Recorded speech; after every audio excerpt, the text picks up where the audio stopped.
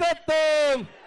ఈరోజు చాలా సంతోషం అన్నా, ఎందుకంటే ఈ మెదక్ పార్లమెంట్ అభ్యర్థిగా నాకు ఆశీర్వదించి ఈ గడ్డ నుంచి గతంలో ఇందిరాగాంధీ గారు పోటీ చేసి ఈ గడ్డ నుంచి ప్రధానమంత్రి అయిన గడ్డ నుంచి ఒక బడుగు బలహీన వర్గాలకు అవకాశం కలిగించిన మా రేవంత్ అన్న గారికి నేను జీవితాంతం కృతజ్ఞతతో ఉంటానని తెలియజేస్తున్నాను.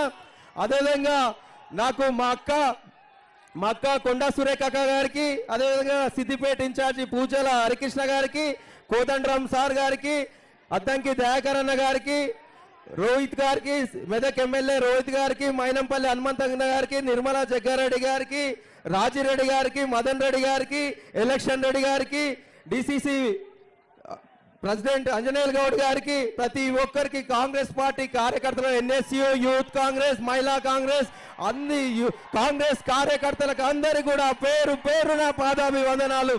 ఈరోజు చాలా సంతోషం. ఈరోజు మీ మధ్యలోకించి ఒక బడుగు బలైన వర్గాల బిడ్డకు, పేదింటి బిడ్డకు అన్న నన్ను ఆశీర్వదించి మీ ముందుకు పంపించిండు. అన్నకు ఒక సైనికులాగా పనిచేస్తా అని చెప్తున్నా.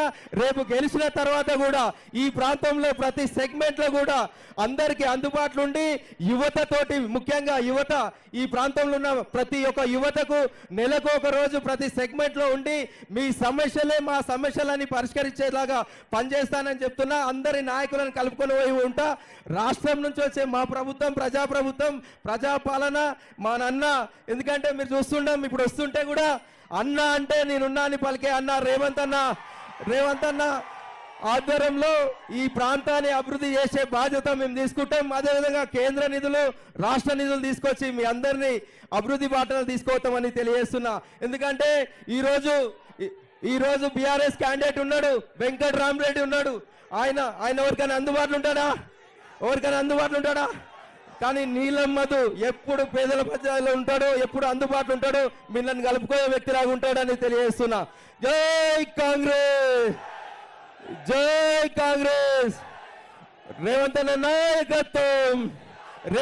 నాయకత్వం. కేసీఆర్ ఫామ్ హౌస్ లో ఇంకా 2 పెగ్గులు ఎక్కువ తాగాలి. జై రేవంత్ అన్న, జై రేవంత్ అన్న, జై రేవంత్ అన్న. చేతి గుర్తుకే.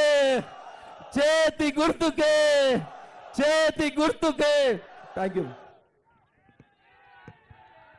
ఇప్పుడు అన్నా అంటే నేను ఉన్నా అని చెప్పే